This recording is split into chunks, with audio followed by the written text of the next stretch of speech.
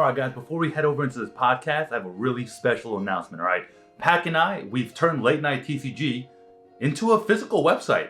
So if you guys head over to LateNightTCG.com, we have brand new product for you, Phantom Rage, Maximum Gold, Blazing Vortex. I'm just throwing up random hand signs at this point. And guys, if you come to Twitch today at 5:30 p.m. EST, Pac and I, we're gonna be doing live box breaks and basically selling singles and boxes and cases. And you can also head over to LateNightTCG.com, use code LateNight10 for 10% off the entire website, all right, guys? And that's only good until the day after this video goes live, which is Tuesday.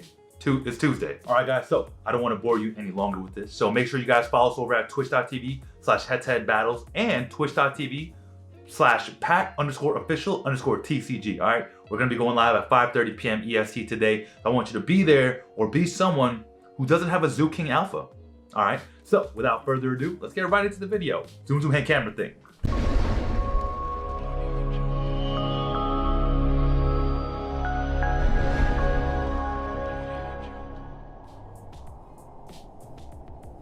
All right, guys, welcome to this episode of Late Night TCG.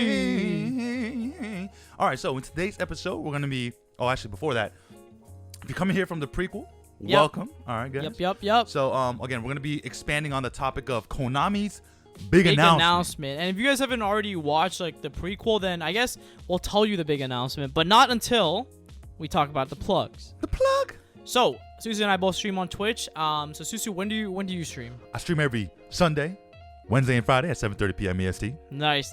And I stream at twitch.tv/pack_official_TCG. And I just kind of do it whenever I want. I mean, but generally, you've been like pretty consistent at 5:30 p.m. EST. Yeah, 5:30 p.m. EST, Monday, Tuesday, Wednesday, Thursday, Friday, midday, end day. Yeah. So I've been kind of consistent, but yeah. I mean, it's no set schedule, boys, because we do things on the fly. You know what I'm saying? Also, we both have. Did you just hit your face on the mic? No. We both have websites where we sell merch. So, yeah. Pac, what is your website? At packtcg.com. 6characters.com. Like legit packtcg.com. And ours just kind of rolls off tongue. HeadtoHeadBattles.com. I mean,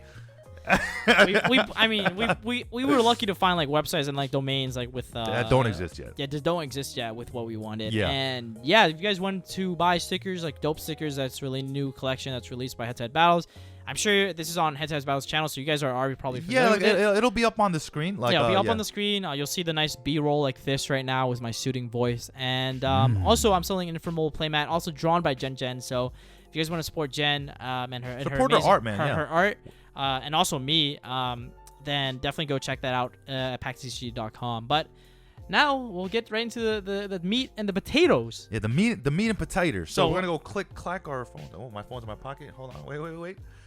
Ding. All right, guys. So if you guys came here from the prequel, all right, and you just real quick, if you aren't subbed to where the prequel, or if you're watching this first, which is a sequel, which doesn't make sense, go watch the prequel. Yep. And make sure to subscribe, like, and comment over on that channel. And also don't forget to comment, like, and subscribe on this channel. On this video. All right. Because as you guys know, we do giveaways as an incentive, so you guys watch both videos. Yep. But hopefully one day you guys just watch both videos because you want to. Exactly. Or maybe one day there's only one video. Who knows? That's also true. But I guess if you somehow just didn't watch the prequel, let's talk about Konami's big announcement. Yeah. So Konami just recently announced that on Yu-Gi-Oh! Day, which is something that they do every year, that in December they're going to release this event called Yu-Gi-Oh! Day. And in this event, the top 2 players of each OTS event will get selected to play in a qualifier, which they will play in to get invited to the Invitational. So it's a very, I think, a prestigious event in some form, because it's the first time in a while that, or the first, I think, time ever that Konami is going to be doing a remote duel event where it's not selective or exclusive to just content creators and I guess pro players.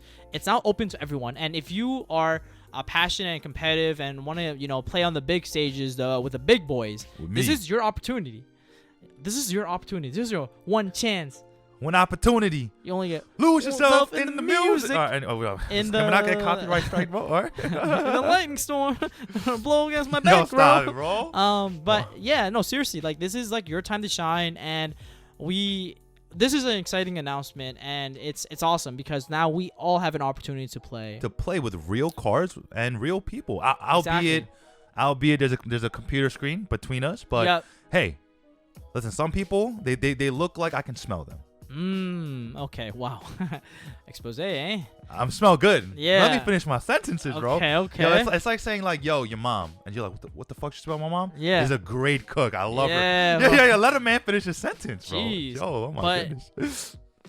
Now let's talk about like some tricks and tips. Yeah, tips and tricks about about the remote duels. dueling. Yeah, because in the prequel we touched upon like how to remote duel the cheapest ways, which is, by the way, just buy a phone arm and use your phone. We also talked about like the general themes about remote dueling, this next step forward with this, the announcement and why it has such a big impact on like the community. Yeah. And getting people together towards a goal, right? That people have something to strive towards now. And that's exciting, man. Like, you don't want to just play for the sake of playing. It's kind of like mindless, right? Because it's like if you're on a road and you don't know where you're driving where you're going. Yeah. That's like the most annoying part. And that's why I hate like running on a treadmill. Yeah. I'm just like looking at a fucking wall, dude. Yeah. I'm just like, this is dumb. Yeah. That's why if you guys want to, just put us on while you're running, exercising, stuff like that, then, keep you motivated, keep you entertained while you kind of just lose yourself in the podcast, then that would be pretty cool too. Oh actually, my a God. lot of people have been saying that. Actually, a lot of people like recently someone came on my Twitch and he was like, "Yo, I put your podcast on while I'm exercising." I'm like, "Yo, that's dope, man. You're striving towards something, getting towards that weight loss goal of yours, and you get to watch us, which is nice." Yeah, and that's the thing about remote dueling. Again, it kind of, you're like, okay, now I can remote duel to maybe get invited to this like prestigious event. Yep. Which gives you incentive to now go get your dust off your deck box. Dust off that deck box. Right. Buy those lightning storms. Yo, can I borrow a couple lightning? If you don't use them against me. But yeah, no, like seriously, that's dope, man. And now, like, I guess we can talk about like some tips and tricks that we found when like playing the game and the remote duel culture. So yeah, we've already ironed it out for you. All right. Right. I highly recommend match with zones. I think those are so important. Yes, because it's a Konami sanctioned event. Yeah. Like, you can't be putting your deck like up on the top, because like that's how I play. Yeah. I put my extra deck and deck next to my extra monster zones, because like it's easy. No, I still do that, but like I mean, I just mean zones like extra monster, like have a fuel center, or at least like imperm zone, mech knights, like those. That's true. Those are like, especially if you're playing those type of decks, then that thing is like really relevant, because like, figuring out what imperm zone you're in so you don't activate in the imperm column. Like, just those type of things are like you important. hate to see it, bro. Yeah, you hate to see it, like, oh, imperm column, by the way, and then you're like, my Shadow Fusing got negated. Keck wait. Damn. And so like clarifying zones, like that's really, really helpful, because when you put the when you just play no field center or nothing, but I'm like what is that? Where's like, where? Is that your graveyard? Is that your hand? Like I don't know anything, and having zones help. Obviously you can like get away with just a field center, but I just think like you don't want complications that you can easily avoid exactly just by having zones as easy as ABC 1 2 3. Don't play ABCs, eh? It's a good card, bro. It's a good card. But yeah, that's like our first tip and trick. Yeah, my second one would be have a die. Yeah. To show your opponent's hand count. Yeah. Because sometimes, like, let's say your opponent does take it, because what I usually do, I usually put my hand on top of my extra deck, and I lay it sideways on my extra deck, because I want to have my hands free. And I usually just have my hands on the table like this, and I don't look at my hand, and I usually have it stacked all into, technically it looks like one card. So what a really good tip is to have a die. Ask your opponent once, like, hey, how many cards do you have in your hand? 5? Okay, you put the die to 5. And then now every time he uses something, you change the die to keep track about, you keep track on your opponent's hand size. Because card advantage is huge in Yu-Gi-Oh! If you're a competitive player, you know this. Right, and also like the other thing that you can also do is, so whenever like I'm going second, I just put my cards on the mat. On the mat, and then I just like leave my hands out, because we don't want to see no sleight of hand, stuff like that. But I just keep it there, and then my opponent, if I have a hand trap, I just memorize what card is a hand trap. So I'm like, he probably thinks I don't have a hand trap. Then you go like, and then you ghost ogre them, you gamma them, you nib them, and there's like, I thought you put your cards on the table, bro. You don't have photogenic memory? Yeah. And that's like a really good thing you can do too. Just memorize like the hand chips you have, place them face down, and then just go like, you know, you want to keep your cards and stuff on the table because like I remember when I was playing the Comic-Con event, like that's something they were huge on. Like the judge would be like, Pac, please keep your hands on the table because I just like the way my angle is set up. If I tilt it even further, they just see my hand. See your card. So I'm just like, yo, like I don't know how to like hold it, and that's something you get used to. Like I've gotten like really good with it now, so I'm like always have my hands on the table. I always have my cards on the table, and they can always see it. So yeah, another really good tip and trick before you start actually dueling is to make sure your setup has no hiccups. Yeah. Okay. Test their setup. Every time you have a hiccup, think of it as a game loss. All right, and Yep. I know that's really unfair, but that's something that just needs to be done because I mean, think about it, right? Like if I'm at a locals tournament, like a legitimate in-person locals, Yep. imagine if I blink my eye, my opponent, the moment I blink, could freaking, I don't know, use snatch steal. You know what I'm saying? Yeah, facts. So And like, yeah, no, I agree with that 100%. Cause yo, like, you got to think about it, right? Like, if like complications happen, but there are ways to avoid them. Like testing. Usually, like I know at Comic-Con, there was judges that help you test your setup. Like you would go into like a table, then you can test your setup. You know, and a lot of people, generally players, that would help you like set it up. Like you don't even have to show them what deck you're playing. You just, you know, adjust your camera, adjust your playmat so it looks nice, adjust your mic, see the audio's good. Because at the end of the day, right, like you want to make your experience as smooth as possible, and like you don't want to focus on things not relevant to the duel. And because especially you lose focus, and like if you're trying to like win, right, you want to make sure that the focus is like your opponent, what they're playing, how they're playing. And if you have to like also think on the back of your head like, yo, my camera's flickering, oh my god, like my everything's all this, you start scrambling and you forget like what they search, like you forget like what they set, like and those type of like nuances and memorization is like just helps you a lot, like as from a competitive perspective, and you lose that focus when you focus on things not relevant to the duel. Yeah, and it's mad funny because like I like there'd be times where like I'd be fixing my camera, and my opponent would be like, "Yo, effect." I'd be like, "Yeah, okay," and then I sit down and I'm like, "Yo, wait, how'd you do that?" I'm like, "I asked you for effect, and you said okay." And I'm just like, "Fuck." Yeah, you're like, the worst feeling, bro. It's just like the worst feeling just because you got distracted for 1 second. Like that's just rough. Yeah.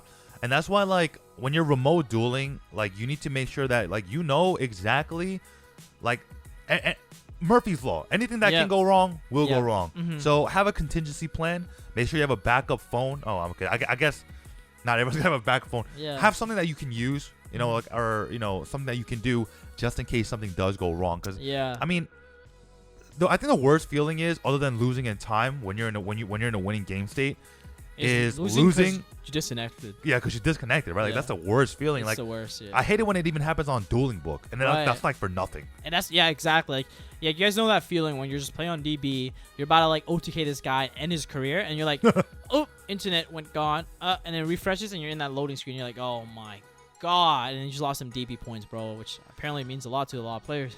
Yo, seriously, for some of these players, bro, they will. They grind, bro. Like, it was like, hey, 1,500 DP point. Hey, I'm the best. I'm like, yeah, whatever, bro. Yeah, I mean, I'm at that point where like if I just start getting trolled, I just leave, bro. I'm just like, I don't even care anymore. Yeah, same. And like it's okay, whatever. Another topic for another day. But right. But so back to on topic. So now with the addition of Konami sanctioned remote duel. Not sponsored, by the way. Yet. No. But with the addition to that now, the player base is gonna need cards now. You're going to have to buy cards. You're going to have to physically go and buy cards now. Because I know there are a lot of you who are like, why are you buying cards? Mm-hmm. There's no events. Yeah. Well, we understand that. But what if... This is an event. Yu-Gi-Oh! Day is the next event. And here's the really thing that I like about this event, more than any locals that I've been playing, is that no one can pre-side for you, yo. That's been a big thing in locals. Because you know how, like, when you go on locals, people are like, you know what event's playing, you know everything. So you kind of, like, side, like... pretty much for like you put in 15 cards all combo because you're like YOLO. I mean, my whole meta's combo, so why not? And when you're playing at an event like Yu-Gi-Oh! Day, you don't know. It's kind of like going to a regionals, and I like that competitive nature where like you can't tailor your deck to like preconceived notions. You have to go in and be as generic as possible, as consistent as possible, and you have to know the meta. And know the meta. Yeah. And that's really nice because it makes it more rewarding instead of just like winning just because like I'm deciding to like main token collector because I play against 5 Infernal Wizards at my locals. I'm like, bro, like go do that, main that at any real event, and you're gonna get punished because you're gonna be playing against like a guru, and they're gonna laugh at you. Yeah. So it's just, and that's like the thing that I find really, really exciting about these remote duels is that, now that we like, and even actually at the remote duel OTS stores, because you're playing so many locals, new players are always coming in and out. Like the meta's always changing because people change decks and stuff like that. So it's always fresh. Like I never feel like someone's just sided in cards for me, and that's nice because you can like get like a more real feeling of dueling, Yeah, and that's important because I mean the whole thing about remote duels is to give you a better feel, right? Because like, bro, you could sit there all day on Dueling Book and on YG Omega or Ignis. Project Ignis, and it just doesn't feel right because you're just clicking, bro. You're just clicking, and so it's like it's not there. Like it's not there. The tangibility factor is not there. And I think that's why like this remote duel that as it's gaining more traction, more popularity, and I feel like Konami released it this quote unquote not even late, but it's because they were wanting to test the waters with OTS. They have to. They tested with Comic-Con. They tested with the Invitational, right? Yeah, so the YouTubers. I mean, granted, they sent like really good equipment to those people so that they can host. I mean, it shows that like if the OTS stores at the local level are doing really well, and Comic-Con did really, really well, then maybe it's time to like do a bigger event. Yeah, and it's actually really funny because I know Konami sent like these people like thousands of dollars of gear, worth of right? Equipment, yeah. But then like I mean, we touched upon this in the last one, but just in case you missed it, all you need is a program. If you're on Android, it's a program called Irwin. No, Irwin, yeah, Irwin. And Irwin also works on iOS. Yeah. Right. Because initially you were on Epoch Cam, paid, right? Epoch Cam, and I paid for the technically you can use it for free at 720, but I paid for the 1080 version because just so you guys can see it from a content creator perspective. I want you guys to see the best quality. Yeah, and on the Android there's something called Droid Cam, but it only does 720p. Irwin on the other hand does 1080p, and it's much nicer, and it's free. It's free, yeah. Right? And the only thing you need other than your phone is a phone arm on Amazon, right? $10-15. Yeah, it's like $10-15. I'll put in the link. I'll put it down in the link box down below. Yeah. And have it up on the screen for you. It's literally $15. So and like you can just use any normal headset or even the mic from your phone. Yeah, you can even use the mic from your phone, really. Like, and that's really nice, right? Because it shows that like there's very low investment and barriers to entry. The barrier to entry is not the money invested to play. I think the barrier to entry is the knowledge. Absolutely, and the misinformation. Yeah.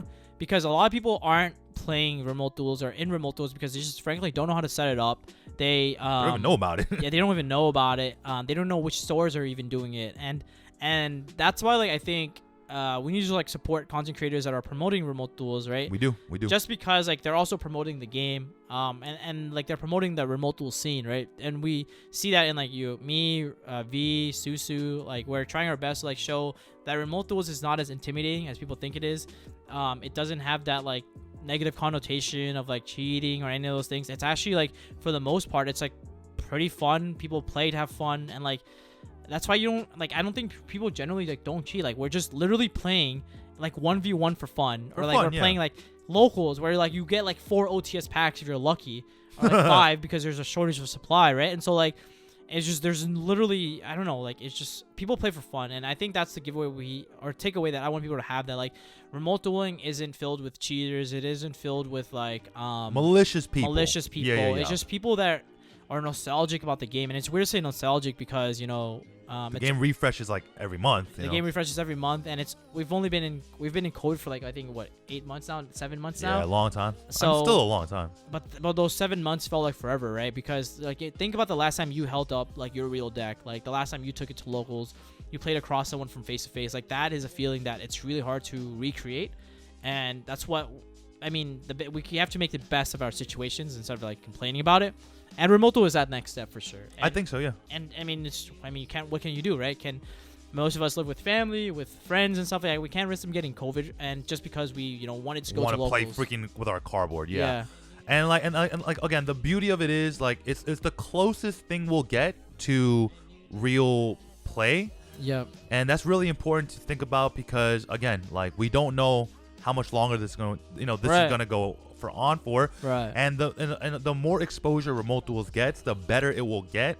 Konami will, I truly believe and I hope that Konami releases like an official statement on the best practices and etc. Yeah. Because we can't do it because apparently, people are, getting negated, let's say. Yeah, right. It's just that I just think that I think this is gonna gain more popularity. It's gonna gain more traction, and people are gonna figure out like better ways to like set up. They're gonna figure out new tips and tricks. Like we just learned about earring cams not too long ago, right? Like literally, I mean, at least for me, like last week. Yeah, we've been doing it forever too. And we've been doing it for forever. So like we're slowly adapting, slowly innovating, and that's important because we're in a tricky environment. We're in like troubling times, so we have to figure out ways to adapt and to overcome. And this is definitely one of it, right? Yeah, bro. You always have some like one philosophical plug every episode. That's got to be a thing. Yeah. Put that in the comment section, bro. Do you enjoy Pack's philosophical qualms, baby? Yeah, like you gotta overcap. Oh, edited. No, we gotta no. Seriously, I think overdap and overadapt, which is overcome and adapt in 2 words. Over adapt. Yeah, that'll be the new words, guys. That's not a word. Let's make that a bro. word. Hashtag over adapt in the comment section below. No. No, seriously though, we have to over adapt. We do. And think about this in every aspect, right? Like from your job, right? What are we doing? We're working from home now. Meetings are now over Skype. Where, like I said, groceries are now like there's an option to get paid delivery. To your crib. Crib means house for those of you who are not ghetto. God damn it, bro. But yeah, it's just there's ways that we're improving. Companies are improving. They're adapting as well. They have to. It's just the way the world works, right? Yeah. You can't just sit back and be in like 1980. We move forward and we progress. Yeah. So anyways, back to kind of the Remote Duels tips and tricks. So another really good tip that I have found useful is to have not tokens, but blank cards that you can use to represent, like if you're getting kaiju'd, or if you're getting kaiju'd, or if you're getting kaiju'd, or you're getting lava golem, or you're getting spear mode. Yeah, just something like that, right? Because like I remember I was remote dueling one time, and you forgot there was a kaiju. No, he forgot. Oh, he forgot. So I was like, "Yo, attack for lethal," and then he just took it. Yeah. And then I was like, wait, you have a kaiju. I was like, wait, yeah, you have a gamma seal, right? But this was like after, because that was like game 1. Yeah. And then like at the beginning of game 2, I was like, wait a minute. You had a kaiju. Yeah. But at that point, game 1 is done. Like, both players already agreed that that was lethal. So. And the other thing was, I remember there was a guy. This guy was gonna OTK you, but then he forgot he had a kaiju. Yeah. So he was just like attack, pass. I'm like, I'm just not gonna attack with the kaiju. Huh? and that's why, like, honestly, representing the game state is important. That's like the biggest takeaway from this, right? Like, making sure you represent the game state at all times. Obviously, Konami made a statement about certain cards not usable. Banned. They're banned because of remote duels. Like, obviously, Yu-Gi-Oh! Friendship is banned. Well, obviously, exchange. Shout out to Trish, but you can't just exchange, bro. I can't just mail you my card and have you pull it up. And not everyone just has a huge, vast collection where they're like, "Oh, I'll take that imprint out of your hand and just pull an imprint from out of nowhere." So, what that means is representing the game states is really important. Having tokens or having a blank card for like opponents' kaiju's. Low key, like we can just like make kaiju tokens or make tokens just for like X, Y, and Z. Like the most biggest examples happen. The catch-all. So we'll have one for kaiju. We'll have one for spear mode. We'll have one for lava golem. What else are some ways we switch controls? Widow Anchor is a good one. Yeah, Widow Anchors, Thousand Eyes Restrict. Anima. Gear Free because it equips your opponent's monsters. Yeah. Just those type of things because it'll just be nice to have the best game state possible so that you guys make the best decision possible in the game itself. Yeah, but here's the biggest problem with that, right? Is casual players actually don't know game state because legit it's like, draw phase, standby main, and beginning of main, end of main, start of battle phase, start of damage step, end of casual players don't know that shit. Yeah, they're just like, draw, I play Raigeki, etc. So if you are a casual player and you would like to understand like what it means to be a competitive player, which again, like this is a topic for an entire new video. Yeah. But like, cause like for me, so Pac is a very competitive player, right? Yeah. And we like we beat this horse all the time, and I am a very casual player, but I can easily play competitively with Pac and other players because I know there are, hey, yo, start of damage step, like things like that. Like things like that, because that's super important. Because like if you don't know, and like let's say you make an illegal activation, every time you make an illegal activation, one, you can see that's going -1 because now your opponent knows that card in hand. 2, if it's a archetype relevant card, he knows what you're playing. Yeah. And 3, if the game state is irreparable, you get a game lost. Yeah, like I had someone like try to ash my Shaddoll Monster's flip effect and damage step. Show me an ash for no reason. I've had people try to like chain to my chain links under a meltdown when I summon construct. Well, I mean that's a harder interaction. Yeah, not even a lot of competitive players know that. Yeah, I abused that in charging like crazy. I was like, yo, Schism F. Exposed? And he's like, chain Dragoon. Psych. I just lost your card. Send. Like it's time for Can't cost. wait. Yeah. Yo, I was actually watching your game with Green Jesus where he should have actually just like 2-0'd you, and he just didn't abuse meltdown interaction. Not enough, yeah. Like I had a stream dedicated, like actually I think yesterday, or like this video will go out like I guess either Tuesday or Monday, whatever we decide on. But my stream this past Friday, I actually had a stream just about meltdown. It was literally me just using meltdown and just showing how broken that card was. Did you know? Did you know? I mean, slightly off topic, but also relevant. Did you know if you go Shaddoll Fusion, summon, let's say, Construct, you can go like Chainlink 1 Construct, Chainlink 2 Hedgehog, all that good stuff, and you can go Chainlink 3 a Cosmic Cyclone from your hand, and your opponent still cannot respond. Yeah, they can't respond to anything because everything is in that summon window. It's in that summon window, and the Chainlinks have to resolve. Yeah. And then after all that, they still can't respond because you still they can respond after the Chainlink ends, but within that window, it's just no go. It's basically makes everything spell speed 4 in the summon window. So it's basically like Witchcraft you're unveiling on crack. Well, its best example is Super Poly. It's literally Super Poly, and it's like you're chaining Super Poly to Super Poly. And I'm like, nah. Everyone in the chat was like, yo, have you read Mist? I'm like, have you read Meltdown? Oh, still new. Hey, let's go. Legit. Yeah. No. Anyways, that's a topic for another time. But about rulings, about interactions, complex rulings and stuff like that. But yeah, that is a huge topic because. If you're a casual player who wants to remote duel, I would recommend it because you play like a lot of like players that are more experienced because they're generally when you play in remote duels, there are a lot of players who generally they want OTS packs, they want to practice their skills, they want to practice playing with their decks, and you get a definitely more competitive side to it. But for most of the time, like people are really friendly. Like I've played guys who played Magician, and I did bad things, but but at the same time, like we want to encourage those type of players to play just because they're like Yu-Gi-Oh isn't just for competitive players; it's for anyone who loves the game. Loves the game, bro. And that's important. That's something that we all share, regardless of whatever bucket we put ourselves into. And that's why like I think remote dueling is a good way for anyone, regardless of wherever you are, whatever stage you are in the game, to try it out. Like I actually recently played against someone who just started playing the game during COVID, like 2 months ago. Okay. And that was really cool. Did you lose? No. I won, but he was. I played him at remote duels, and he was like, "Yo, like you inspired me to like start playing the game." I'm like, "Yo, that means a lot because it's literally COVID, and you bought real cards, and you decided to play the game." Well, actually, okay. Quick question: did he? Was he able to navigate the phase changes? Yeah, no, he was like, yo, I'm like really bad. I'm like, bro, don't you give yourself not as much credit. Like he was playing Invoke Shaddolls, Dogmaticas. Okay. Or no, Invoke Dogmaticas. Wow, he spent he played Invoke Dogmatica. So like that's how you kind of know like he's definitely like kind of serious. Like if you invest like at least the Dogma engine is at least like $300, and the Invoke engine freaking the is really are expensive. $75 a pop. Right, like, and you have like invocations as like $30-something. Yeah, you have any extra copies of Nadir? No. Can't wait.